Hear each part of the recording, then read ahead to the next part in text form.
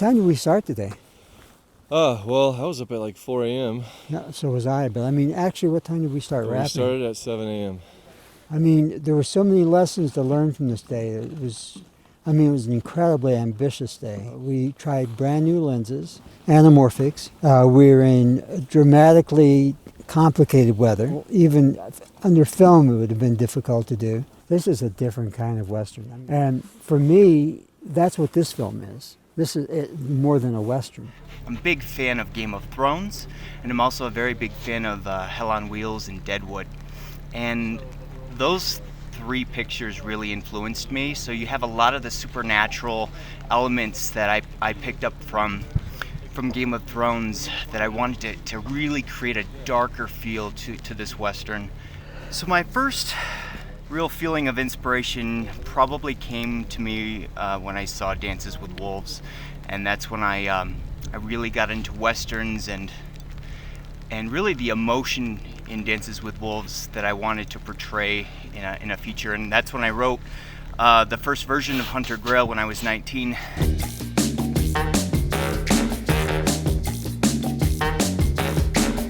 Tell me about today. We had ups and downs, weather up and down, technology up and down. Filmmaking is problem solving. Mm-hmm. But what's crisis management? Making films is going to war. There's no doubt about it. And if you don't have the right soldiers surrounding you that are protecting your back, you're in trouble. On the positive side, tell me what you liked about it. What was some of your favorite shots or angles? What I liked about it is you knew what you wanted to do. You had a point of view, and you knew what you wanted to do, which made it easier. I mean, I've worked with some directors that would have just kind of explored how the scene should be. We would have come out here and we would explore. We would have spent half a day exploring what we were going to do, and we would have raced the entire day to get the work done. So that was the first thing that was incredibly valuable for me, is that you knew what you wanted. So what was good for me is that I could just kind of put my little pieces in sometimes when I saw something I thought was interesting.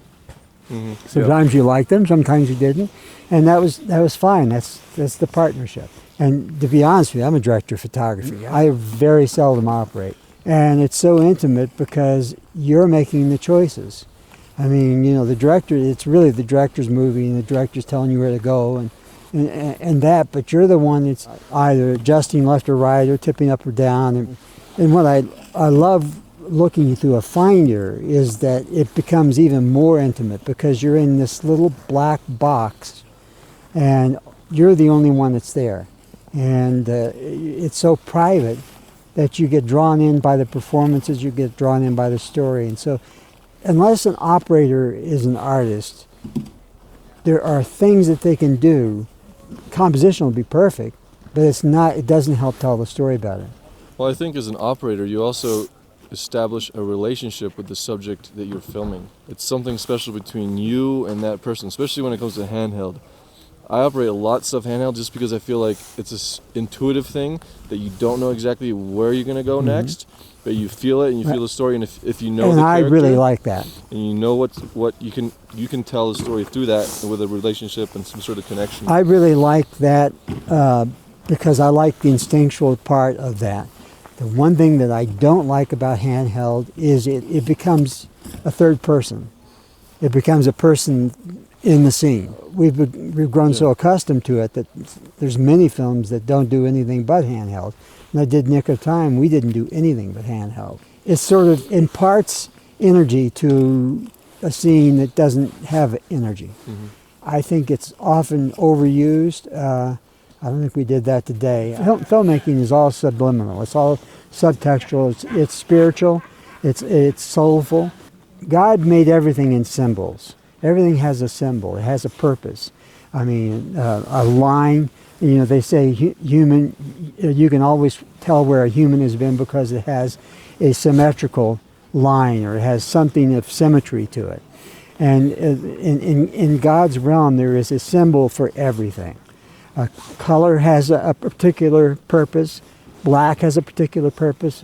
White has a particular purpose. Composition has, movement has, everything does. And so if you are a a complete filmmaker, like Jerry Lewis used to say, if you're really a complete filmmaker, you're telling a story that's not the surface story.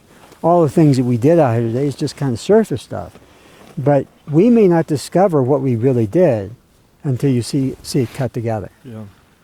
And that's the fun of it, and it's why I've been doing it for 50 years, is that I get to enjoy the movie too. Right. There's a point where, you know, I get to suddenly discover, oh, I didn't understand that's what that meant. If you left the shot 4 frames longer or 4 frames shorter, it would not have had the same meaning. And camera movement is like music, and I've said this before. Mm-hmm. It's just our job to speak our hearts, speak our minds, speak what we are, that little voice within us is telling us that we should be talking about. Because nobody stands out in the cold all day long at 72 years old and does this unless they have something in their heart that they want to express to somebody else.